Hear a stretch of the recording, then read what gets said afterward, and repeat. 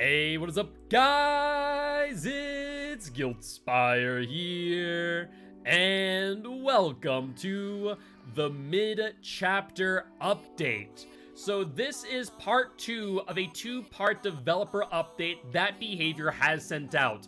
We did not go over part 1 in a video, but if you guys are interested in reading up on it, you can do so. There is a link right here on this webpage. For now, though, we're going to be jumping right on into part 2, which is pretty significant. Part 1 was already a huge update. Part 2, though, even more so. But with that being said, let's dive right on in.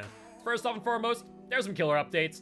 The biggest one and most significant one of them all, in my opinion, is absolutely the Destlinger. Behavior has more or less, based on what they've seen from average gameplay, feels as if the Destlinger is a little bit too powerful in the 1v1. Basically, whenever you're going to chase with a Destlinger or against a Destlinger, as a Destlinger, what have you, the survivors are kind of in a lose-lose situation, right? Where more or less, if they are going to ADS and try and snapshot a survivor, you know, that's a really quick 1-2 punch. You aim down sights, you get shot, that's it. Not really much of a way of counterplaying around the Slinger and their spear gun. However, obviously, the Destlinger can always fake out their ADS and kind of force you to wiggle around, lose some distance, in which case, you get it by them. Behavior's kind of looking at this and saying, you know what, there's not a lot of counterplay against Slinger, we want to add some. However, the way in which he did so was pretty significant. First off, you can now no longer shoot until you have fully aimed down sights, meaning that there's no more snapshots from the Slinger. It's not going to be instantaneous ADS into a shot. So that's actually pretty huge. On top of which, there is an increased delay after canceling your shot before you start a basic attack. Kind of like the nerf that came to Pyramid Head, where basically you get a little bit of a penalty for activating your M2 and disengaging, where you can't immediately M2 into an M1. So kind of getting that Pyramid Head treatment. They did, however, buff him in some ways, though I don't think it's really all too significant, where they have decreased the movement speed penalty when aiming down sights. I don't think that's really going to make much of a difference. With the way that the nerfs are going, I think that there is an argument to be made that there's no reason not to play Huntress over Slinger at this point. Just point blank statement. So we'll have to wait and see to where things settle out as far as the meta is concerned. But I think there's going to be a huge nerf to Slinger, potentially bring him out from that top to mid-tier B, and potentially push him down to either bottom B or potentially even top C, which is pretty significant to say the least. Going into some other killers, though, we do have the Plague, and these are some really good quality of life updates for Plague. First off and foremost, increasing the duration for infection on objects from 35 seconds to 40 seconds. So even though it's 5 seconds, pretty significant, pretty nice all things considered. You'll be able to use that more for information, kind of pushing survivors off of those gens while your ruin's up. That'll be fantastic. If it's not, then hey, that's okay too. You'll get them infected, and they'll have to choose to either stay infected or go cleanse. Speaking of cleansing, though, they have increased the time it takes to cleanse at a fountain from 6 seconds to 8. But that's not all. They have actually increased movement speed from 2.3 meters while on cooldown to 3.6. What this means is that if you use your Vile Purge, and let's say you hit the survivor or you miss with your Vile Purge, before you'd lose a little bit of extra distance. You kind of get punished for that, whether you hit or missed. Now there's a lot less punishment since survivors are running at 4.0 meters per second. So if you hit them, you're going to be kind of on top of them still. Obviously, they get that momentum burst from getting injured, but still, you're going to find yourself kind of on top of those survivors a lot more quickly than you would beforehand. So, some pretty good quality of life updates for the Plague. Beyond that, there's also some changes to her add-ons. 2 brown to be exact. We see the Prayer Tablet Fragment, and we see Vile Purge no longer affects survivors. However, it does increase the object infection duration by 40 seconds for a total of 80 seconds on any object that you infect. Now, at first glance, kind of look like a little bit of a meme add-on, right? You know, one of the biggest parts of Plague's kit is her Vile Purge, if you use it right. You know, there are times, though, where you can't, like on Backwater Swamp, where your pools are all on the outskirts. With this, you're going to be able to pretty much keep all the gens infected and keep the survivors infected at all times. And so if they either A, don't cleanse, they're always going to be infected. Or B, if they do cleanse and eventually give you your Vile Purge on maps like Backwater Swamp, that means that you don't have to go out to the outskirts to grab your Vile Purge. So it's not bad. It'll be interesting, though, to see how this gets used, if it is actually pretty useful. Otherwise, we also have the Incense, which when survivors cleanse at fountains, their auras are revealed for 4 seconds. So if they cleanse, their aura gets revealed, you could potentially go over there, infect them, grab the purge, and then go for a down potentially. Could be some interesting play there. Do I think that it's going to be, you know, the must-use add-on on Plague? Absolutely not, but still not a bad brown add-on. And just something that you might find in the Blood Web when you're leveling her up early, and might just get some really good use out of it early on. So honestly, good things there, and we have a lot of other, you know, add-on updates coming down the pipe, whether that be Pig, Spirit, Destlinger, and more. So overall, some good stuff here. Further down, we also are looking at Survivor item add-on updates, where basically they're going to make the language on those add-ons a little less ambiguous, with terms like moderately, considerably, and so on, and actually putting on things like percentages or number of seconds that really do go a bit more in depth, so you don't really have to guess or go onto a Wikipedia page to figure out the exact time frame that you need for a heal, or how long you're going to be broken, so on and so on and so on. So I think that's going to be a good quality of life update. Leaves a lot of that questioning that newer players have and kind of takes that ambiguity away, making it more clear, and overall, good update there. There's even more, though, with the perk updates, and some of these are interesting. Let's start off with Windows of Opportunity. Basically, it's becoming parallel to Zenshi Tactics. They took off the cooldown, so basically, you're just going to be able to see all the loops throughout the map constantly. So if you're using Windows of Opportunity to learn your loops, you no longer have to worry about losing that ability. On top of which, they've also increased the range to 32 meters on Tier 3, so pretty good there. If you're using it, good on you. You get a good buff. Kind of get to learn those loops a little bit faster throughout the match. Repressed Alliance, also getting a bit of a parallel buff to Blast Mine, where on Tier 3 it takes 45 seconds to get Repressed Alliance activated and available for you to use. So the Blast Mine Repressed Alliance combo might get a little bit more use because of that. So overall, good update there.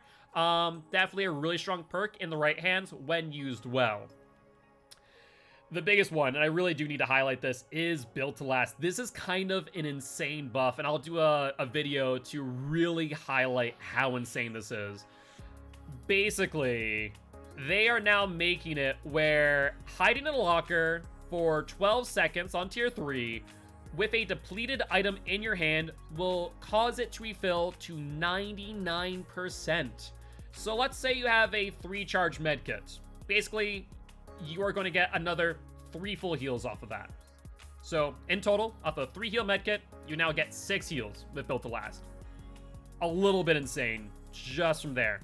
But that's not all. Just like a bad ShamWow commercial, you get even more, because now every use of Built to Last thereafter reduces the number of charges refilled by 33%. So it goes from 99% to 66% to 33% to no charges thereafter. There's no cap. Like, there's no cap. And you can do this, I think, based on its terminology, not just with your items, but your teammates' items too. So, oh hey, you have an empty medkit, and I have a full one? Here, take my full one, I'll take your empty one. I'm just gonna recharge this real quick. Brand new medkit! We're gonna have to see how insane this is. But based on what we're reading here, it really is insane. And that's not including using things like botany knowledge, self-care, streetwise, to increase charges on your medkits, your toolboxes, your flashlights, and so on. So I think they went a little bit overboard on Built to Last. Like I said, we're going to do a video to show how overboard they went. But this is going to be a little bit insane, and I think they're going to need to tweak this and wind it back just a little from the PTB, which is going to be going live today if you are watching this video. With that being said, we aren't going to go too much more into it. I'll let the video speak for itself once we get some footage from the PTB. Now, any means necessary. Also a really, really good update, a really good quality of life update in my opinion. Where basically, you know, first they reduced the cooldowns to make it a bit more usable, and now they're making it so that you see the aura of any drop pallets, kind of like a halfway point on, you know, windows of opportunity. You're going to be able to see all the pallets that are dropped, so if you're in chase, you're going to get some value there. But also, if you're not in chase, now you get to kind of see all those pallets and go, okay, let's pick up that one and that one and that one, and kind of reuse those pallets a little bit more, and potentially gain you and your team a little bit more looping potential later down the line, so good stuff there. No Mither also has gotten a buff, and we've talked about it before, how No Mither really is high risk, low reward. It can get some little meme potential, like, you know, resilience, for example. But now you get a little bit more for your, you know, a little bit more bang for your buck, right? Now it's going to reduce your grunts of pain by 75%, only 25% away from like an Iron Will. So I don't think you really need to run No Mither Iron Will together anymore. Could it benefit you? Yeah, but it's only an increase of 25%, you know, reduction on your grunts of pain. So I think that's a good change. But even more so, you also now get a 25% increase in recovery speed while in the dying state. And as we know with No Mither, you're able to pick yourself up infinitely. So, you know, if in instance a killer ignores that fact, you're going to be able to pick yourself up a little bit faster. I think that's actually a huge improvement, and does make No Mither just a little bit more usable in, you know, some common scenarios. Then we also see Mindbreaker, which will be changed over to Fearmongerer once the Stranger Things DLC gets removed from Dead by Daylight. Basically, long and short, they're adding a blindness effect to the perk. So you're going to be blind and exhausted. What this will mean for you as a survivor is that you will not be able to see the auras of other things while you are on a gen. Good example of this, if a killer slugs out a teammate, while you're on a gen, you'll have no idea where they are. Basically, it's like knockout, but you can just get off the gen and then see where they are. So, kind of a moot point. Cool little update. I don't think it's really going to change too much as far as Mindbreaker is concerned. Another huge update, though, is the Hatch and Keys update. Let's actually go through this bit by bit.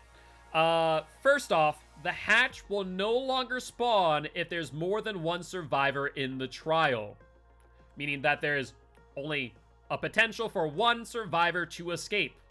This also means that you're only going to be able to, let's say all 4 survivors bring keys. Well, guess what? Only one of those keys is going to be able to be usable, right? You'll be able to use it if you're the last survivor left. And that's pretty much it. Long and short of it. You won't know where the hatch is. The killer won't know what the hatch is unless you bring an offering. But otherwise, you're going to figure it out once you're the last one standing. And at that point, it's kind of a hard place to be. Now, with that being said, keys are still in the game. And they actually got a little bit of a nerf on top of which, where it now will take a few seconds to open with a key once closed. So let's say end game, killer finds the hatch, they close it, you have a key. Now you need a few seconds to get that hatch open with the key. It's not going to be just instantaneous and out, which, you know, honestly, I would have been fine with them if they would have just made it so that one survivor can escape via the hatch and still have keys, but I like this even more. The cool thing is, and a lot of people might get upset, oh no, now I can't use keys at all, they're completely useless. Well, hold your horses. Let's say you're a healthy survivor, you go for the key escape, it's going to actually save your progress. So let's say you're going through it, you get a few seconds in, let's say it takes 3 seconds to get 2 seconds in, the killer chases you off, you take a hit, you start using the key again, it fully unlocks and you escape. Kind of a cool thing there, so it's not as if a totem, where you get chased off it, it resets to 0 from 14. Now you kind of does build up that progress, so kind of a good change overall. It is a really big nerf to keys, but I think overall this is a really huge change, and I think this is exactly what the community had asked for when it came to a key nerf.